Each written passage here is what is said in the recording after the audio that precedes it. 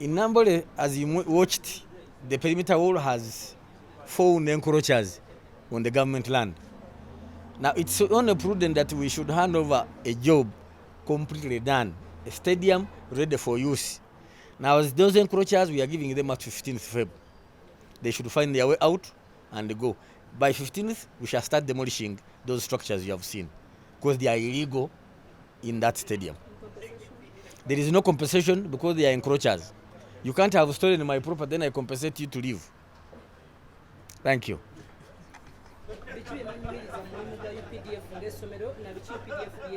Yatwagala okutuusa okusima kwaffe eri Engineering Brigade eya UPDF olw'omulimu omulungi gwetukoledde nga Kolo Secondary School. Government yawa ssente ez'okutuzimbira ebibiina 42. UPDF yayingirawo mu myezi nga 6 emabega okukola okwongereza ku mulimu guno.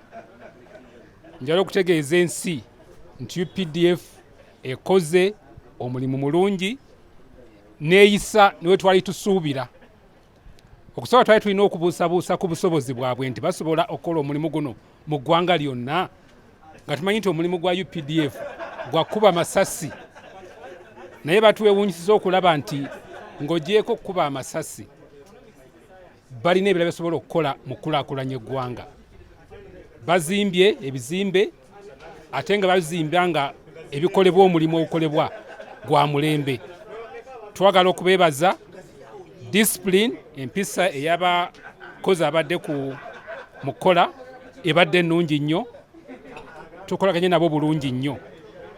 Tusuubira nti ekiseera ekisigadde eky'omulimu ensimbi zijja kulabika mangu, omulimu gusobole okuggwa mu budde nga tukozesa ekyokubeera nti yo UPDF erina obwangu bwekozesa mu kukola emirimu gyayo. Twagala tubukozese tusobole okulaba nga ebibiina tubifuna mu budde bwe tubyetaagiramu.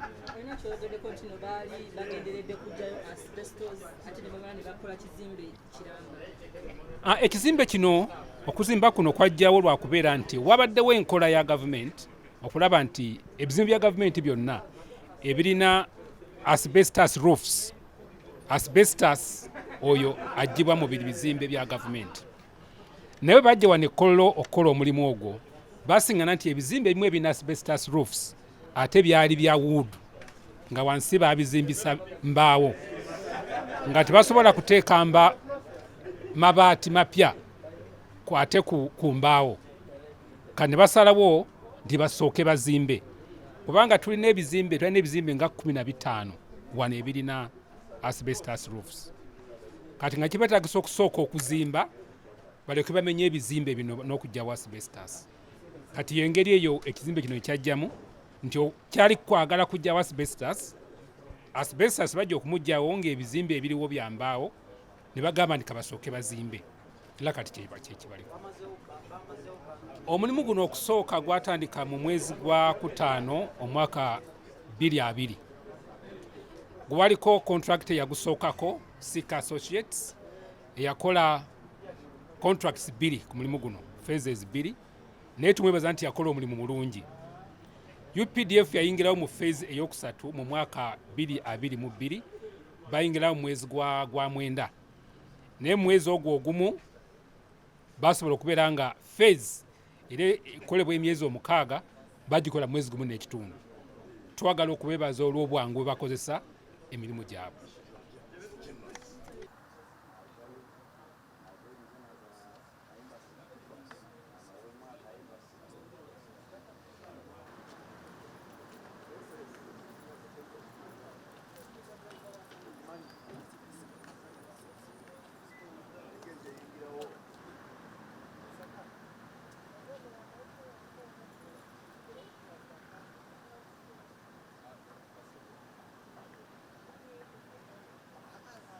Within this perimeter wall, there is an inner ring, because as the games go on, people tend to jump over the first ring. Then when they jump, they will get another inner ring. So we have put another inner ring.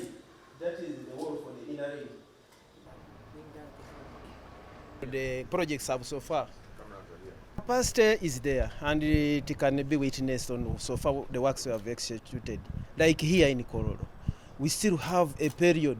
We are supposed to complete this work by March, but we did it within 1.5 months. The project value was 541 million. They expected us to stay here for 6 months. We took only 1.5.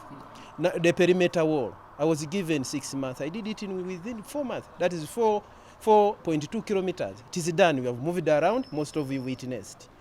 Then the renovation works on the Nambole has kicked off seriously. You have seen we have taken all the works, and I gave the scope. Those who are there clearly are defined right from preliminaries to the inspection and handover. So we shall deliver. The capacity is there. That's why you see here we don't have work and we have demobilized. The people are seated idle. So there is no question and doubt about that. Ongoing. I think my superior leaders are doing that. The challenges we had were these are technical and they have been handled, delayed, detailed drawings. That it has been solved. We have now the drawings. That's why we have kicked on with the work seriously. Then with the capacity building, that one has been taken. As I talk now as Engineers Brigade, the Commander-in-Chief, through our leaders, they have provided us with 2 road units. They are ready for work and more capacity building. More equipments are being secured to build our capacity. Even personnel, I think Fande can talk about that. They are more in training and we have enough. And to me as an engineer in my area, I command the 2nd Regiment. Where you see where I am, it is only 1 regiment. We have 15 regiments for engineering. And with the capacity, there are those in Iguru, there are those in Central, there are those in Moroto. So we are ready to do the work. The biggest engineer, very, very big. The phasing work brings a lot of problem of demobilizing and mobilizing. And the way funds are sent, you bring 500 million. I've brought here 100 soldiers. They do work and finish. They stay eating food. So there is securing funds is a problem. In other words, the MDAs need to cope with the speed of the army. For the army, they are given orders, they execute. So we shall be part of our reporting, imploring the MDAs to know the intent of the commander-in-chief, because he's the president of the country at the same time. He heads all these departments, so they have to move with him. Because why we are here, we don't want the army to disappoint the president. He trusts us, and we are making sure what the trust he has put on the force is not betrayed. But these other agencies have to come on board. Like now, if these 2 months the army has not been on this site, if the people who are the end users, KCCA, could have seen and brought money, this whole day the children would have found structures, all of them finished. So once the MDAs respond to the army's requirements, I think we are going to have good delivery of infrastructure and other services. Thank you very much. Okay. Ekisooka mbebaza okuba nti nabayise ne mujja. Namba 2 tubadde kuki nti akakiiko amagye gateekawo akakiiko akakulembera Meja General Henry Masiko okulambula emirimu president gy'atulagira okukola mu bitongole bya gavumenti. Ebitongole bino naddala minisitule y'obulamu n'ebyenjigiriza. Twatandise ne Nambole ekisenge mukirabye ekyali eky'emyezi 6 musajja akikoledde emyezi 4. Wano omulimu gwali ogw'emyezi 3 agukoledde emyezi 6 agukoledde mu mwezi gumu n'ekitundu. Kikulaga nti president kye yasuubira tukituukirizza okwanguya emirimu namba 1. Namba 2 omulimu gwennyini gufaanana gutya quality of work. Abatukozesa bakama baffe betukolera bababuulidde nti basiima enkola y'omulimu gwaffe quality. So speed, quality, ekyokusatu nti tusobola okukyusa wadde ekintu ekibadde mu project proposal. Okugeza wana amadirisa tegaalimu ni bagateekamu. Contractor uli omulala yaga nti bane mulina okwongeza ku musaala. So ekintu ekyo kituyambye okutuukiza president bwe yasuubira. Lwaki akakiiko kano twakwasibwa omulimu kino kikwekweto owulidde naye ekikwekweto ekitali kyakuyiwa musaayi mu magye lubeerera bwe wabaawo ekikwekweto wabaawo okukebera oba okulondoola ekikwekweto kigenda kitya waweeta awali obunafu twongerewo wawali emiwaatwa kyekyatuleese okulaba bannaffe tubayambeko awatali walungi tubagambe batereezeewo kubanga twagala omulimu tunaa tuguwaayo gube nga muyonjo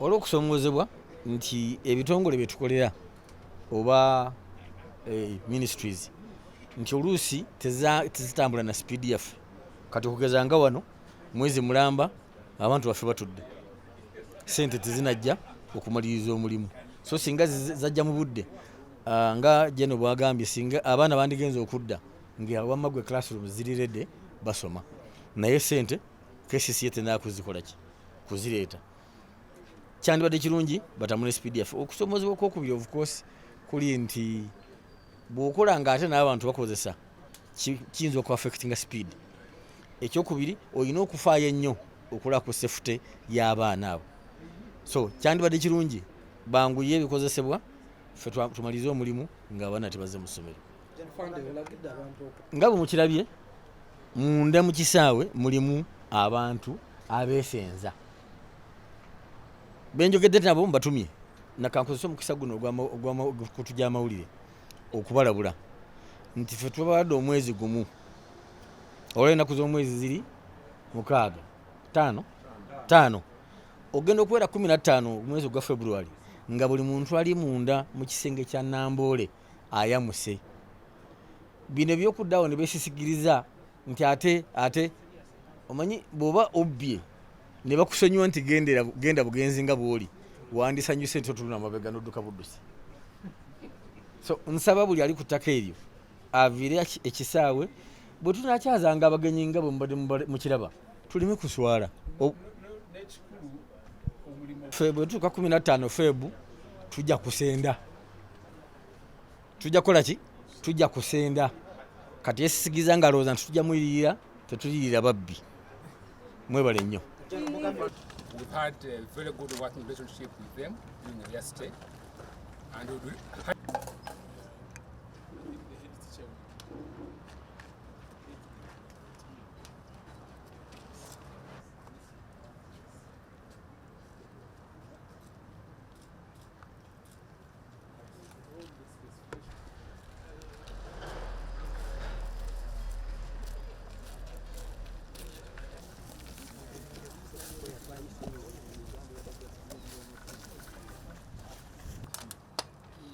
thank you very much.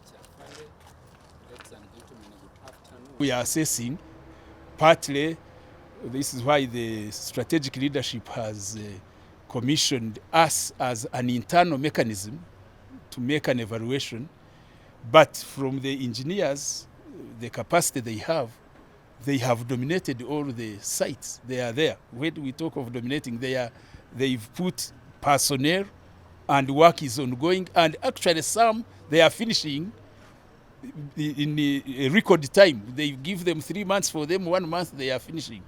So I think engineer who is here can add on that.